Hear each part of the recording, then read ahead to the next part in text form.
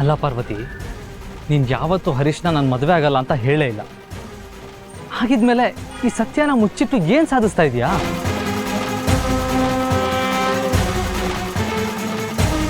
ನಿನಗೆ ನನ್ನ ಮೇಲೆ ಗೌರವ ಇದ್ದರೆ, ನನ್ನ ಮಾತಿಗೆ ನೀನು ಬೆಲೆ ಕೊಡೋದೇ ಆದರೆ, ನನ್ನ ಜೊತೆ ಬಂದು ಅಮ್ಮನ ಮುಂದೆ ಹರೀಶ್ ವಿಚಾರದಲ್ಲಿ ಏನೇನು ಸತ್ಯ ಮುಚ್ಚಿಟ್ಟಿದೆಯೋ ಅದನ್ನೆಲ್ಲ ಹೇಳ್ತೀಯ. ಮತ್ತೆ ನಿನ್ನ ಕೆಲಸಕ್ಕೆ ಸೇರ್ಕೊಳ್ತೀಯ. ಇದನ್ನ ಮೀರಿ ನಿನ್ನಿಷ್ಟ. 10 ನಿಮಿಷ ನನ್ನ ಕಾರಲ್ಲಿ ಕೂತು ವೆಯ್ಟ್ ಮಾಡ್ತಾ ಇರ್ತೀನಿ.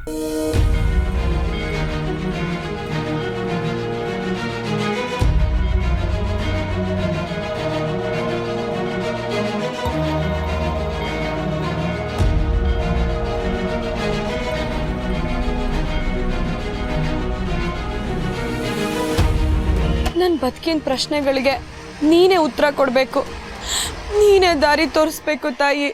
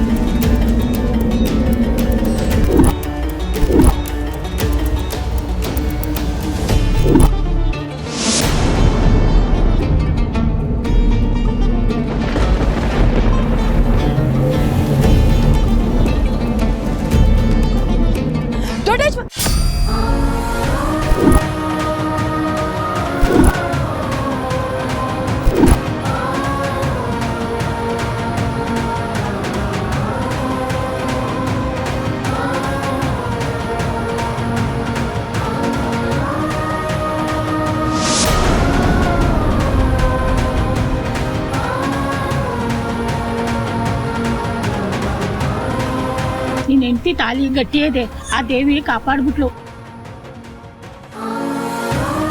ಹುಷಾರಾಗಿ ನೋಡ್ಕೊಂಡು ಹೋಗು.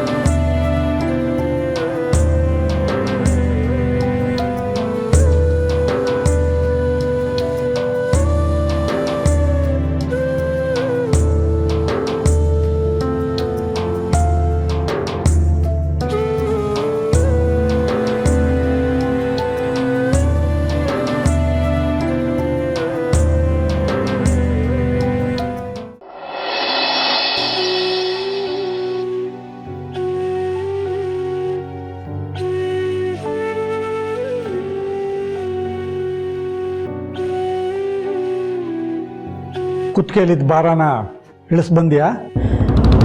ಅಪ್ಪ, ನಾನು ಹೇಳ್ದ ಹಾಗೆ ನಿನ್ನ ಮೈಗೆ ಮನಸ್ಸಿಗೆ ಅಂಟಿದ ಹೊರೆನ ದೇವ್ರಿಗೆ ಅರ್ಪಿಸ್ಬಂದ್ಯಾ?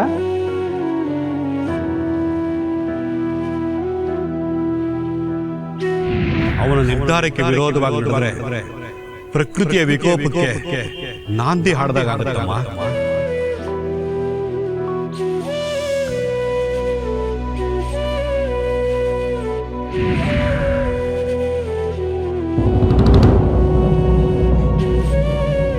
ಹೇಳೋ. ದೇವಸ್ಥಾನದಲ್ಲಿದ್ದ ಮರಕ್ಕೆ ಕಟ್ಟು ಬಂದಪ್ಪ. ನೀನು ಹೇಳ್ದಾಗೆ ಮಾಡಿದೆ, ಎಲ್ಲ ಮುಗೀತಪ್ಪ. ನಿನ್ನ ಮೇಲೆ ನನಗೆ ನಂಬಿಕೆನೇ ಹೊರಟೋಗಿದೆ ಕಣೆ ಪಾರ್ವತಿ. ಹೇಳು, ನಿನ್ನ ಕುತ್ತಿಗೆಯಲ್ಲಿದ್ದ ತಾಳಿ, ಮನಸ್ಸಿನಲ್ಲಿದ್ದ ಭಾರ ಎಲ್ಲಾನು ದೇವ್ರಿಗೆ ಅರ್ಪಿಸ್ ಬಂದ್ಯಾ? ನಿಮ್ಮ ತಾಯಿ ಮೇಲೆ ಆಣೆ ಮಾಡಿ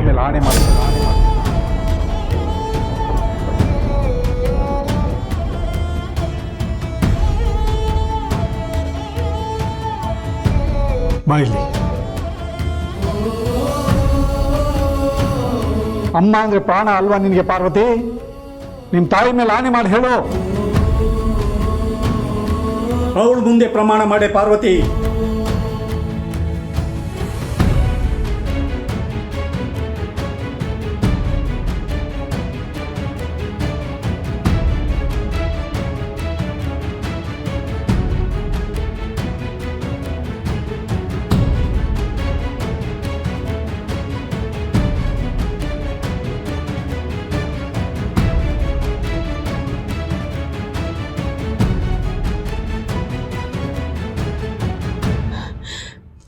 ಅಮ್ಮನ ಮೇಲೆ ಆಣೆಗೂ ನನ್ನ ಕೊರಳಲ್ಲಿ ತಾಳಿನ ದೇವಸ್ಥಾನದಲ್ಲಿರೋ ಮರಕ್ಕೆ ಕಟ್ ಬಂದಪ್ಪ.